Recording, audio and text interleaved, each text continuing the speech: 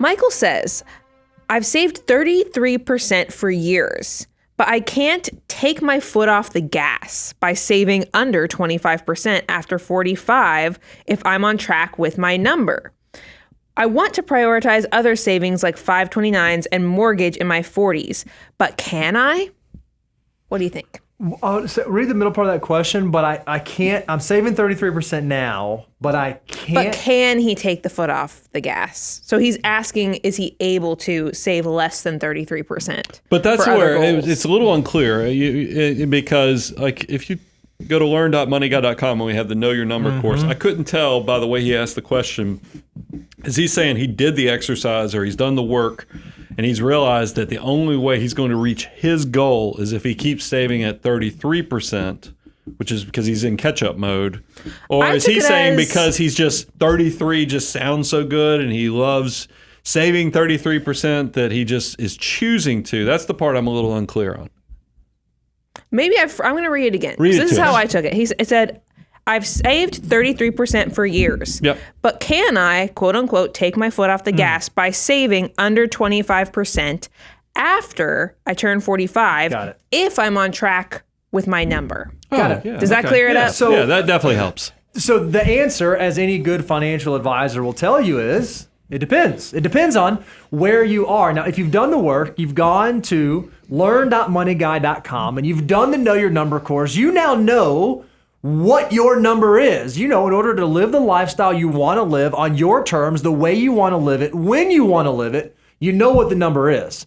Well, you also know where you are today, because maybe while you were at learn.moneyguy.com, you checked out our net worth tool and you actually did your net worth and you know exactly where you are today. Well, if you know where you need to be in the future and you know where you are today and you've done the math to figure out what savings rate will bridge that gap, and it turns out that it's not 33%, it's 21%, it's 22%, it's 18%, then by all means, I would say, yeah, I think it's okay, especially if you have other goals that you're going to prioritize, if you take your foot off the pedal to pursue those other goals. And I like it when it's like finite goals. Hey, there's this thing I know I want to do, like saving for college, putting money in a 529. That's why we give you the 25%, so that it frees you up to do those things. What you didn't say, and I love this, is you're not going to take your foot off the pedal just to rapidly expand lifestyle. It's more to fund future financial obligations that you're going to have.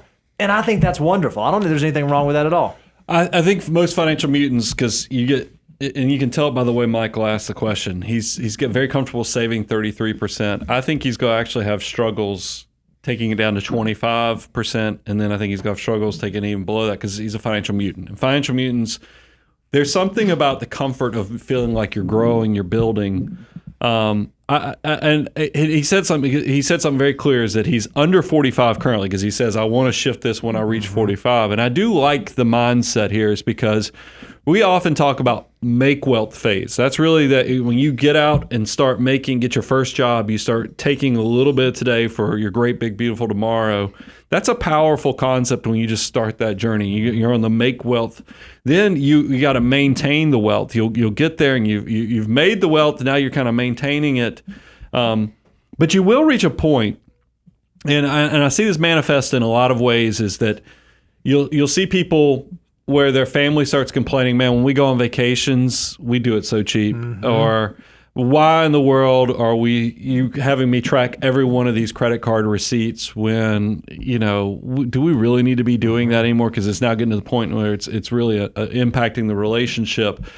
I would encourage all my financial mutants, once you get to the maintain phase, meaning you're ahead of the curve. You're not on the curve, you're not behind on the curve, you're actually way ahead of the curve.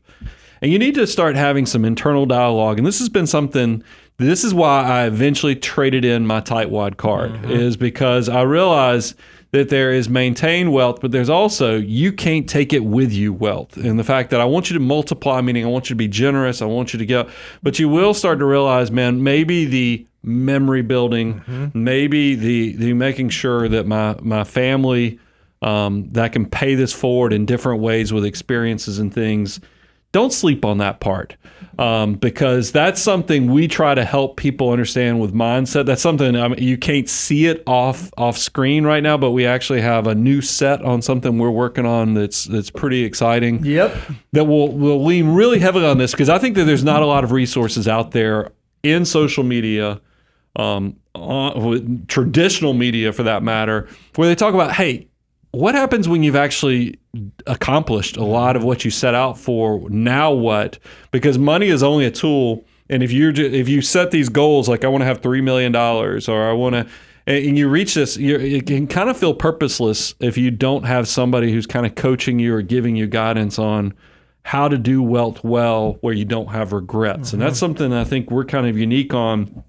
And so, Michael, that's what I would do. This like everything else, is that moderation or slow changes can actually go a long way. It's just like you didn't get to 33% all at once. You probably started out saving 5 to 10%, and then you got a pay raise. You went up to 15 and beyond, until eventually you woke up one day and you're like, wow, all those incremental decisions led to 33% savings. You can dial it back the same way.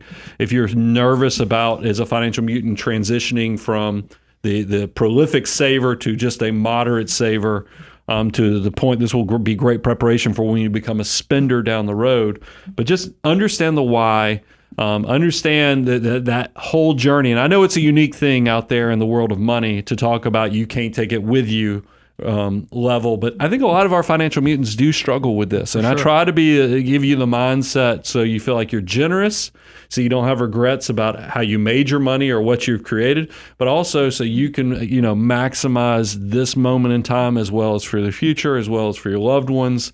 That's a skill set that I think is the world's hungry for, especially if you're good with your resources and you're disciplined and you're building something.